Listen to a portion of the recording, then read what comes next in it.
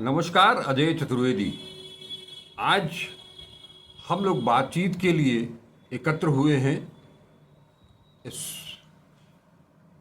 कांग्रेस के पूर्व अध्यक्ष नेता प्रतिपक्ष राहुल गांधी की अमेरिकी यात्रा। इस दौरान वो किस किस से मिले, क्या क्या उन्होंने कहा, उसको लेकर के अपने देश में खास तौर पर सत्तारूढ़ पार्टी भारतीय जनता पार्टी काफ़ी हमलावर है। खास तौर पर बात करें तो गृह मंत्री अमित शाह, उसके अलावा रक्षा मंत्री राजनाथ सिंह, बीजेपी के सांसद और प्रवक्ता सुधांशु त्रिवेदी और इस तरह के जाने कितने लोग, सारे लोगों ने एक तरह से राहुल गांधी को अपना निशाना बना लिया है। हालांकि इस पूरी जमात की ये कोई नई बात नहीं है। राहुल गांधी जो भी कहते हैं उनका मखौल उड़ाना, उन्हें गैर जिम्मेदार बताना, ये सारी प्रक्रियाएं पिछले 10 सालों से चल रही हैं और इन सारी बातों से पूरी दुनिया वाकिफ़ है। वही कुछ जा कर के उन्होंने अमेरिका में कहा भी है। तो ज़्यादा विस्तार न देते हुए हम इस मुद्दे पर चर्चा करेंगे और हमारे आज के अतिथि हैं वैभव त्रिपाठी जी, कांग्रेस के नेशनल प्रवक्ता हैं। आज हम लोग इस चर्चा पर अब उन्हीं से सारे सवाल जवाब शुरू करते हैं। त्रिपाठी जी, आपका बहुत बहुत स्वागत है जी। आप भी देख रहे हैं और हम सब पूरा देश इस बात से अनजान नहीं है कि राहुल गांधी ने क्या कुछ कहा अमेरिका में जाकर के। वो चाहे छात्रों के बीच उनकी बातचीत हो, भारतीय मूल के लोगों के बीच उनकी बातचीत हो, या जो एक प्रेस कॉन्फ्रेंस हुई उसमें भी जो कुछ भी उन्होंने कहा उसमें कोई नई बात नहीं दिखाई देती है। वो सारी चीज़ें हैं जो हिंदुस्तान में रहते हुए चुनाव के दौरान या चुनाव के पहले लगातार राहुल गांधी अपनी बातों को इसी ढंग से रख रहे हैं, इन्हीं मुद्दों को उठा रहे हैं। चाहे वो जाति जनगणना का मुद्दा हो, चाहे आरक्षण का मुद्दा हो, चीन का मुद्दा हो, लद्दाख में ज़मीन 4000 किलोमीटर ज़मीन कब्जा करने का मामला हो। इस तरह के जितने भी मसले हैं उन सभी मसलों पर राहुल गांधी और कांग्रेस पहले से ही अपना पक्ष रखते चले आ रही है। लेकिन इस बार भी पिछली बार की तरह ही जब वो राहुल गांधी विदेश गए हों, चाहे वो किसी भी देश के दौरे पर हों, वहाँ जा कर के वो जो कुछ भी करते हैं वो लगातार उनका एक तरह से भारत विरोधी बयान के रूप में प्रस्तुत किया जाने लगता है सत्ता पक्ष की ओर से। इस पर क्या कहेंगे? देखिए, भारत विरोधी तो राहुल गांधी नहीं होंगे, कम से कम इस बात को पूरा देश जानता है, क्योंकि जिसके परिवार के लोग देश की आज़ादी से लेकर और दादी और पिता ने देश के लिए शहादत दिया है, देश के सौहार्द के लिए शहादत दिया है, लोकतंत्र के लिए शहादत दिया है, तो कम से कम राहुल गांधी के इस मंशा पे सवाल खड़ा नहीं किया जा सकता कि राहुल गांधी देश के विरोध में बोल रहे हैं जी। अगर बात यह है कि विदेश की धरती में जाकर भारत की बात की जा रही है और जो सत्ता की कमियां हैं उस पे बात की जा रही है, भाजपा कांग्रेस हो रहा है, तब तो सबसे बड़े देशद्रोही प्रधानमंत्री नरेंद्र मोदी जी हैं। क्योंकि वो विदेश की धरती से ये कहते हुए सुने जा सकते हैं, बहुत सारे उनके वीडियो हैं, करीब हमको लगता है 7-8 देशों में ऐसी बातें जाके वो कहते हैं कि क्या भारत में पैदा होना मोदी जी को बड़ा बुरा लगता था। हमको गर्व है कि हम इस भारत की धरती पर पैदा हुए, कल भी था, आज भी है और कल भी रहेगा। चाहे बीजेपी की आज सत्ता है, पहले कांग्रेस की थी और फिर कल कांग्रेस की सत्ता होगी, तब भी सत्ता की वजह से मुझे देश पे में पैदा होने का गर्व और शर्म नहीं आती है, क्योंकि हम देशभक्त हैं, भारत माँ को हम नमन करते हैं। तो भारत में पैदा होने वालों को शर्म बताने वाले प्रधानमंत्री नरेंद्र मोदी ने अगर देशद्रोह किया है तो मैं ये मान लूंगा कि राहुल गांधी जी का भी ये बयान गलत है। लेकिन आज आधुनिक युग में जब आईटी की का इतना विस्तार है, चाहे हम भारत में बयान दें चाहे अमेरिका में बयान दें, सेकेंडों में वो पूरे विश्व पटल पर छा जाता है, वो बयान चर्चा में आ जाता है। तो ये कहना कि विदेशी धरती पे कुछ बोला गया या भारत की धरती पर, ये भेदकारी नहीं हो सकता। वो तब था जब प्रिंट मीडिया था, भाई आज जो बोला वो अगले दिन 2-4 दिन बाद वहां तक पहुंचा, तब ये मामला होता था। मैं सुन रहा था शिवराज सिंह का बयान, शिवराज सिंह कह रहे हैं कि विदेशी धरती पर ऐसे नहीं बोलना चाहिए। शिवराज सिंह को पता ही नहीं है कि पिछले 10 सालों में प्रधानमंत्री मोदी ने कितनी बार विदेशी धरती से देश के लोगों को अपमानित किया है, कांग्रेस को गालियां दी हैं, और उनको पहले भारत में पैदा होने पे, भारत का प्रधानमंत्री बनने में तो गर्व महसूस होता है, लेकिन भारत में पैदा होने पे उनको शर्म आती थी। इसके लिए उनको पहले मोदी जी को माफी मांगनी चाहिए। जी जी जी जी जी। हालांकि जो आप मोदी जी की बात कर रहे हैं, इसके पक्ष में ये बात कही जा सकती है कि मोदी जी ने भारत को लेकर के जो कुछ भी बातें कही थी, जो उसमें उन्होंने ये बताने की कोशिश की थी कि 2014 के पहले, जो अक्सर बीजेपी के लोग और सारे आरएसएस के लोग भी कहा करते हैं कि 2014 के पहले यानी कि पिछले 70 सालों में इस देश में कुछ भी नहीं हुआ, और उसके चलते यहाँ के लोग बहुत दुखी रहते थे और उनको लगता था कि वो कहाँ से आकर के जो है वो पिछले जन्म में कुछ क्या किया, और उसके चलते वो जो कुछ भी बयान आया हो। खैर, लेकिन नहीं, इसका मैं जवाब दे दूं थोड़ा सा। 2014 से पहले भारत जब आजाद हुआ था, देश में सुई तक नहीं बनती थी। मैं बस थोड़े में कंप्लीट करता हूँ।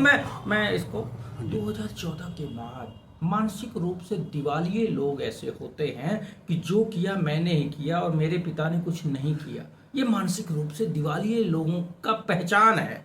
2014 में जब प्रधानमंत्री मोदी जी प्रधानमंत्री पद पर बैठे, उस दौरान हमारा मिशन मंगल जो था वो मंगल की तरफ बढ़ रहा था। जहां सुई तक नहीं बनती थी वहां हमने फर्स्ट अटेम्प्ट में मंगल फतह किया। विश्व के टॉप जो ग्लोबल कंपनियां, उसके सीईओ मैक्सिमम के भारतीय थे। कहां शर्म की बात थी? हाँ, ये जो दलील दी जा रही है वो यही है कि इसी परिप्रेक्ष्य में मोदी जी ने वहाँ जो कुछ भी कहा था, चाहे वो खाड़ी देशों में जाकर के जो उन्होंने बोला हो, या कोरिया में जाकर के उन्होंने बोला हो, या अमेरिका में बोला हो, लेकिन एक चीज़ है कि हाल में ये कोई नई बात नहीं है राहुल गांधी के ऊपर या कांग्रेस के ऊपर इस तरह का हमला जो बीजेपी कर रही है वो। और इसमें ये एक तरह से अगर मान लिया जाए कि ये वेल नोन था कि राहुल गांधी वहाँ जाएंगे और कुछ बोलेंगे ही, क्योंकि एक सबसे बड़ी चीज़ है कि भारत को छोड़ करके हमें ये दुख होता है कहते हुए कि भारत को छोड़ करके बाकी विदेशों में, खासतौर पर अमेरिका की बात करें, इंग्लैंड की बात करें, तो वहाँ का मीडिया बहुत मजबूत है और वो अपने सरकार के खिलाफ, अपने राष्ट्राध्यक्ष के खिलाफ भी खबरें लिखता है, खबरें सुनाता है, खबरें चलाता है। उसके लिए थोड़ा मैंने आपसे पहले भी कहा कि मैं खुद उस बात को लेकर के शर्मिंदा महसूस करता हूँ कि वो चीज़ें जो अखबारी जगत में, मीडिया जगत में होनी चाहिए वो नहीं है। और इसीलिए वहाँ जो भी राष्ट्राध्यक्ष जाते हैं, अगर या विपक्ष का कोई नेता जाता है तो उनसे खुली बातचीत होती है। वहाँ कुछ इसी क्रम में अमेरिका में राहुल गांधी जब गए तो वहाँ भी जो कार्यक्रम आयोजित किए गए उसमें भी उन्होंने भारतीय मूल के लोगों को ही संबोधित किया। प्रेस कॉन्फ्रेंस तो एक हुई, उसके अलावा भारतीय मूल के लोगों को उन्होंने संबोधित किया। यूनिवर्सिटी में सवाल ये उठता है कि हमारे देश में भी ये परंपरा रही है कि विश्वविद्यालयों में सत्ता पक्ष हो या विपक्ष हो, उनके बड़े नेता जो भी हैं वो जाते थे और उस पर एक खुली पर चर्चा होती थी, अपना अपना पक्ष लोग रखते थे। लेकिन ये कुछ चीज़ें हाल के दिनों में बदली हैं पूरी तरह से। अब यूनिवर्सिटी में विपक्ष का कोई नेता जा ही नहीं सकता है। तो ये, और राहुल गांधी ने कुछ नया तो नहीं कहा, उन्होंने अपना व्यू रखा है जो लोकसभा चुनाव में भी रखते रहे हैं और उसके बाद नेता प्रतिपक्ष बनने के बाद संसद में भी उन्होंने रखा है। चीन का मुद्दा हो वो भी कोई नई बात नहीं है, जाति जनगणना की बात भी कोई नई नहीं है, बेरोजगारी की बात भी कोई नई नहीं है। चुनाव में जो एक पारदर्शिता होनी चाहिए, एक निष्पक्षता होनी चाहिए, चुनाव आयोग को लेकर के सवाल हमेशा खड़े रहते हैं। अभी आपने कहा भी कि सोशल मीडिया के आने के बाद से दुनिया बहुत छोटी हो गई है और पल भर में आपके मुंह से जबान से बात निकली और वो पूरी दुनिया में फैल गई। और अब तो बहुत सारे प्लेटफॉर्म हैं। ऐसे में जो कुछ भी राहुल ने वहाँ कहा उसको लेकर के, उनके पूरे दौरे को लेकर के कांग्रेस क्या सोचती है? देखिए, कांग्रेस वैचारिक रूप से समृद्ध पार्टी है। कांग्रेस ने देश को बनाया। कांग्रेस के नेता तत्कालीन प्रधानमंत्री पंडित नेहरू, जो अपना हेराल्ड पत्र आता था प्रधानमंत्री होने के बाद, अपनी सरकार का क्रिटिसिज्म स्वतः लिख के प्रकाशित करवाया। ये वो दौर था जब नेहरू जी ये सोचते थे कि जो विपक्ष की आवाज है वो दबनी नहीं चाहिए। 1, 2, 4 सांसद होते थे विपक्ष के, लेकिन उनकी बात बहुत ध्यान से सुनी जाती थी। आपको एक वाकया मैं बताना चाहूँगा कि एक बार वाजपेयी जी ने संसद में नेहरू जी को बहुत खरी खोटी सुनाई थी और शाम को जब संसद के मेन हॉल में एक गैदरिंग में मिले तो नेहरू जी ने कहा कि आपने बहुत अच्छा बोला। जी जी। वो सहमति असहमति के बीच जो सामंजस्य था वो अब नहीं है जी। अब जो भी विपक्ष का नेता बोलता है उसकी माइक बंद कर दी जाती है। ये कब से शुरू हुआ? मैं समराइज करता हूँ। ये जो मैं ये जानना चाहता हूँ कि राहुल गांधी ने का जो अमेरिका दौरा रहा है, अब वो दौरा भी पूरा हो चुका है। ऐसे में बीजेपी जिस तरह से आक्रामक है, बीजेपी ही नहीं उनके कुछ सहयोगी दल, खास तौर पर हम नाम जिक्र करना चाहेंगे मायावती जी का, बहुजन समाज पार्टी का, जिन्होंने आरक्षण को लेकर के राहुल गांधी पर हमला बोला है। इन सारी चीज़ों को लेकर के कांग्रेस क्या सोचती है? राहुल गांधी का अमेरिका दौरा और आफ्टर इफेक्ट क्या होगा? अभी आपको 2 राज्यों में चुनाव अभी हाल में होने वाले हैं। अभी 2 राज्यों में और महाराष्ट्र और झारखंड में चुनाव होने हैं। जम्मू कश्मीर में चुनाव होने हैं। अभी रिसेंट प्रक्रिया चल रही है जी। और हरियाणा है आपका। मैं ये मानता हूँ राहुल गांधी या कांग्रेस का जो स्टैंड है वो जो पहले था वही आज भी है। और राहुल गांधी सामाजिक न्याय की जो लड़ाई है उसकी आज के समय में धुरी बन गए हैं। मामला क्या है कि जो एक बयान को काट छांट के भाजपा IT सेल के लोग प्रचारित कर रहे हैं, उसके लिए मैं भाजपाइयों को धन्यवाद देता हूँ। इस वजह से क्योंकि जब वो 15 सेकेंड का वो बयान काट छांट के पेश करते हैं तो जिज्ञासावश देश के लोग उस पूरे बयान को सुनते हैं। और जब पूरे बयान को सुनते हैं तो ये स्पष्ट हो जाता है कि राहुल गांधी ने सामाजिक न्याय के लिए कितनी बड़ी आवाज अमेरिका जैसी जगह में उठाई है। उस दौरान राहुल गांधी ने एक चीज और कही कि देखिए फेयर इलेक्शन नहीं हुए। ADR कहता है, ADR के सवाल पे इलेक्शन कमीशन आज तक टाइम नहीं देता है मिलने को, जबकि ADR ने ये कहा कि लगभग 537 सीटों पर वोटों में डिफरेंस आया जी। इलेक्ट्रॉनिक वोटिंग मशीन के वोटों में डिफरेंस आया। How it can be possible? तो इस बात के लिए इलेक्शन कमीशन को सामने आना चाहिए था और बताना चाहिए था। हम मान सकते हैं कि जो बैलेट पेपर का चुनाव होता उसमें अगर 100 वोट पड़े हैं तो कुछ रद्द हो जाएंगे, तो कुछ वोटों के उसमें डिफरेंस आ सकता है। लेकिन इलेक्ट्रॉनिक वोटिंग मशीन में एक ही ऑप्शन है कि आइदर मी आइदर यू। ऐसी स्थिति में वोटों के टोटल काउंटिंग में कैसे डिफरेंस आ गया, ये अपने आप में बात है। दूसरी चीज, निष्पक्ष चुनाव ऐसे नहीं हुआ कि कांग्रेस के खाते सीज कर दिए गए, तो लेवल प्लेइंग फील्ड नहीं था। ये इलेक्शन कमीशन को निर्धारित करना था कि लेवल प्लेइंग फील्ड हो। वो खाते जो सीज हुए हैं वो खाते चुनाव बाद सीज हों, या जो कार्रवाइयां हैं वो बाद में होती जी, सिनेरियो कुछ और होता।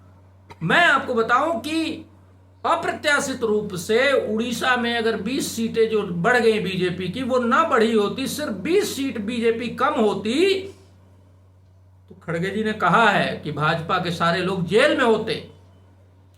सच्चाई यही है कि भ्रष्टाचार के हर मामले पे मोदी और उनकी सरकार मौन हो जाती है और भ्रष्टाचार की जांच से भागने लगती है। हम लोकतंत्र की बात कर रहे हैं। हमारी सरकार थी, आपने मिथ्या आरोप 2G का लगाया, मिथ्या आरोप कोलगेट का लगाया, लेकिन हमने जांच कराई कि किस लिए? क्योंकि हमारा विश्वास लोकतंत्र में है, और जब लोकतंत्र में विश्वास हम रखते हैं तो जब आप सवाल खड़े करेंगे तो हम आपको संतुष्ट करने के लिए उत्तरदायी हैं, क्योंकि हम सत्ता में बैठे हैं। आज की सत्ता ये नहीं सोचती है, वो कहती है कि आपको जो कहना है वो कहते रहिए। अब मैं आपको बता दूं कि चाहे कोई आरोप लगाइए, चाहे कितना हो तथ्य दीजिए, ये सरकार इस चीज में विश्वास रखती है, मोदी की सरकार, कि आप आरोप लगाते लगाते, चिल्लाते चिल्लाते, धरना प्रदर्शन करते करते थक जाएंगे, लेकिन हम नहीं सुनेंगे। ये इसी सिद्धांत पे काम कर रही है मोदी सरकार। भारतीय जनता पार्टी के एक सांसद हैं, प्रवक्ता हैं, सुधांशु त्रिवेदी।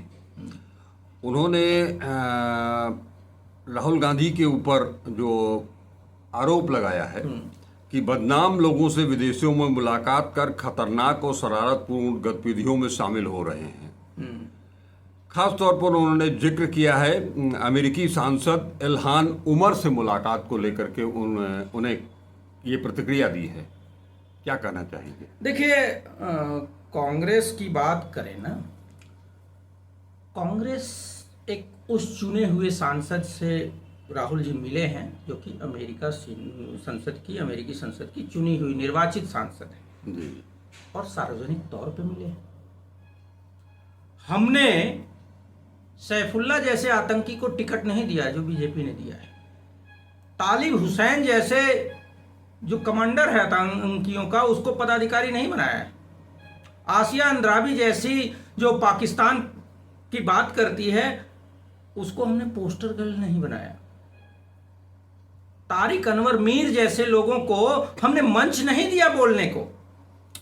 जो चाइना हमारी धरती पर कब्जा कर रहा है, हम उसके साथ झूला नहीं झूल रहे हैं, मोदी जी झूलते हैं। ये सारी बातें हैं, और जो भी जिनसे भी हम मिले हैं सार्वजनिक तौर पे मिले हैं। और जब अमेरिका में हम जाते हैं तो वहां के चुने हुए सांसदों से अगर कार्यक्रम बनता है तो मिलना है। लेकिन भारत का कौन सा प्रधानमंत्री बिना बुलाए पाकिस्तान चले गया? मुझे लगता है कोई प्रधानमंत्री आज तक गया ही नहीं। और बिना बुलाए, सारे प्रोटोकॉल को तोड़ के, बिना कैबिनेट की अनुमति के ये जाते हैं और पाकिस्तानी हेलीकॉप्टर में बैठ के प्रधानमंत्री के घर जाते हैं, सेवई खाते हैं, बिरयानी खाते हैं, पैर छूते हैं वहां के प्रधानमंत्री की मां की, उनकी बेटी की मेहंदी के रस्म में जाते हैं। लेकिन होता क्या है? मैं तो सवाल करता हूं कि प्रधानमंत्री मिल के आए और पठानकोट में 1 सप्ताह के अंदर ही हमला हो गया, उरी का अटैक हो गया।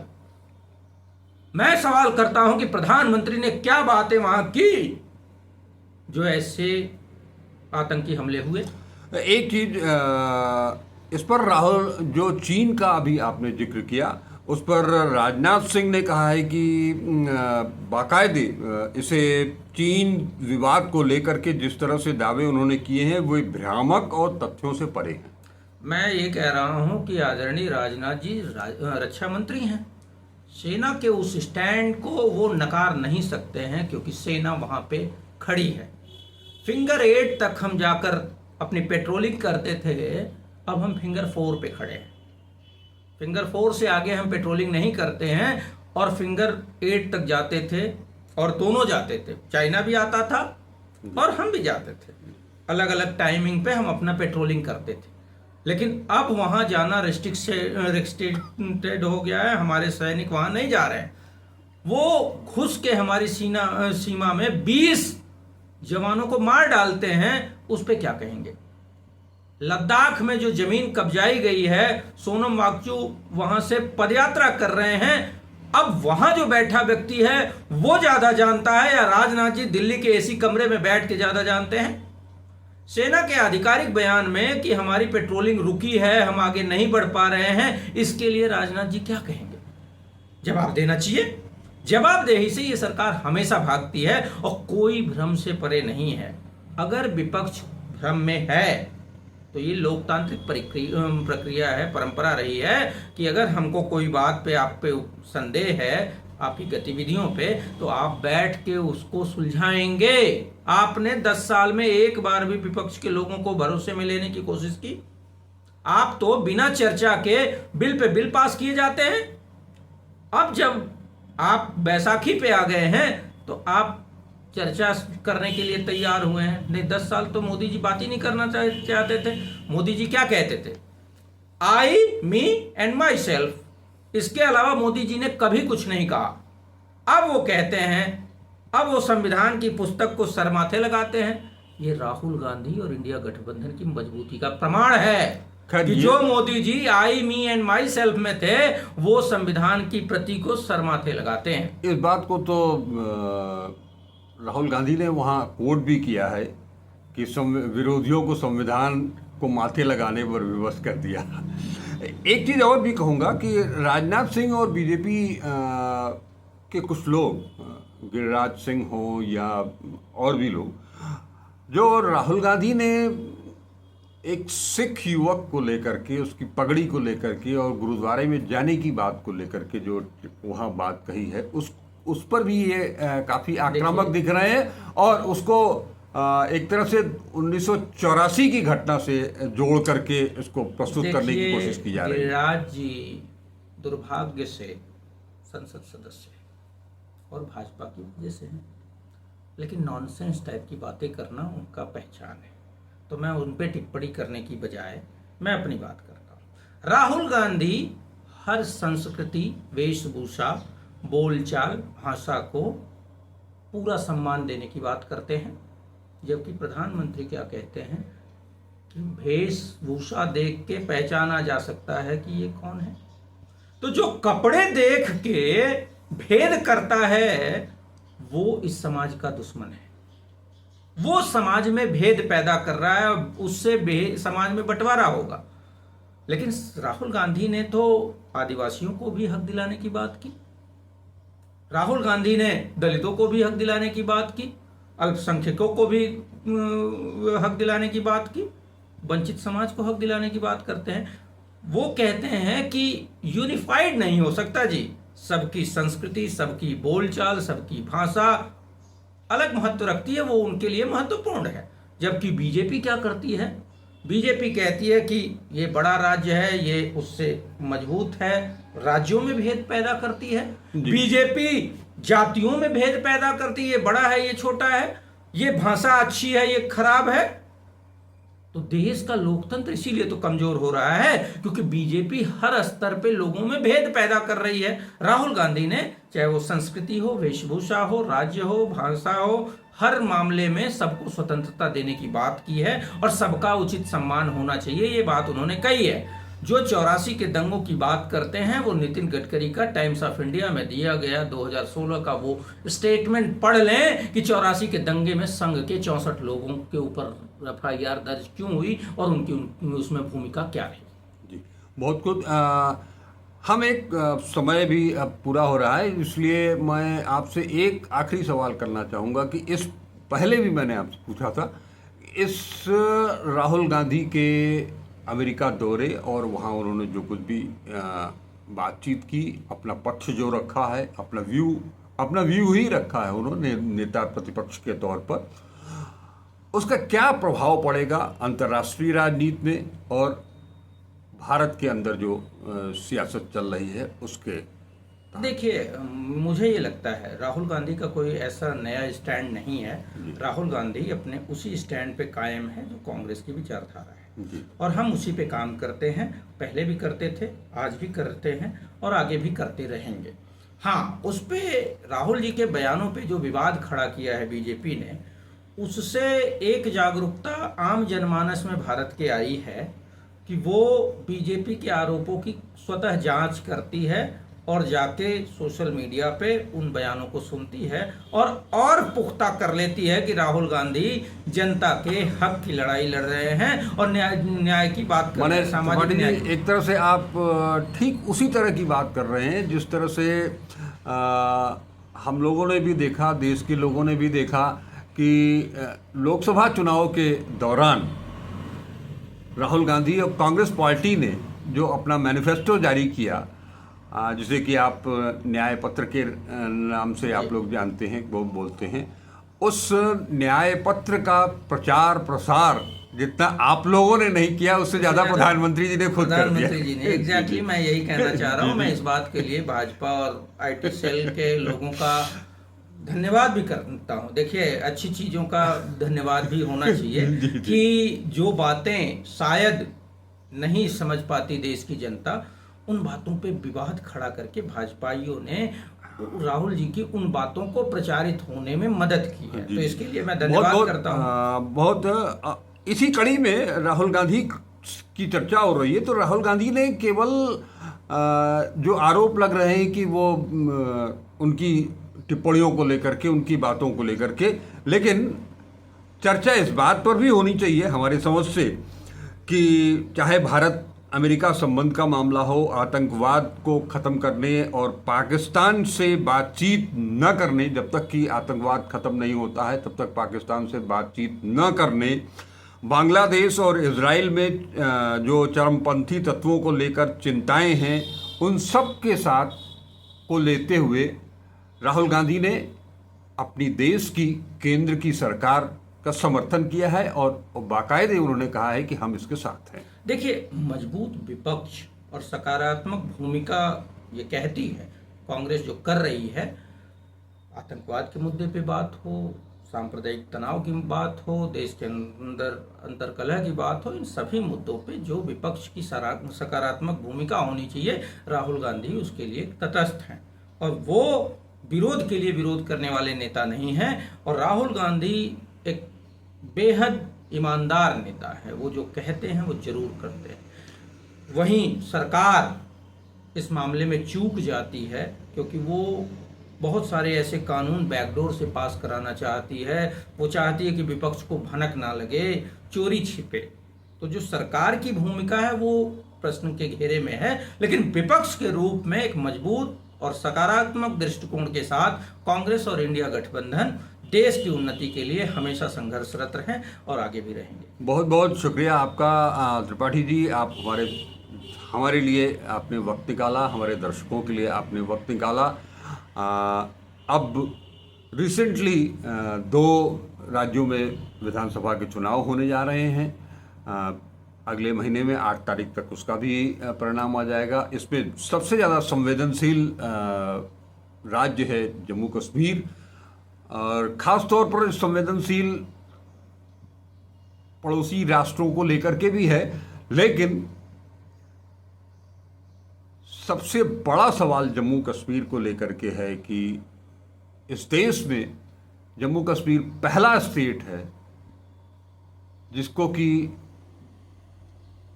आज़ादी के बाद से पूर्ण राज्य का दर्जा प्राप्त था, उसे छीन करके केंद्र शासित प्रदेश में बदला गया और अब फिर से उसको वापस बहाल कराने की जंग जो कांग्रेस, राहुल गांधी, मल्लिकार्जुन खड़गे और फारूक अब्दुल्ला साहब, उमर अब्दुल्ला साहब, ये सारे लोग मिल करके उस प्रयास में लगे हुए हैं। हरियाणा में जिस तरह से वहाँ के किसानों के साथ जाती हुई वहाँ के महिला पहलवानों के साथ जाती हुई, उन सब को लेकर के, हालांकि हरियाणा में कुछ इंडिया गठबंधन में कुछ दरार जरूर दिखाई दे रही है आम आदमी पार्टी को लेकर के, और जहां विनेश फोगाट के खिलाफ भी कविता पहलवान को उतारा गया है मैदान में।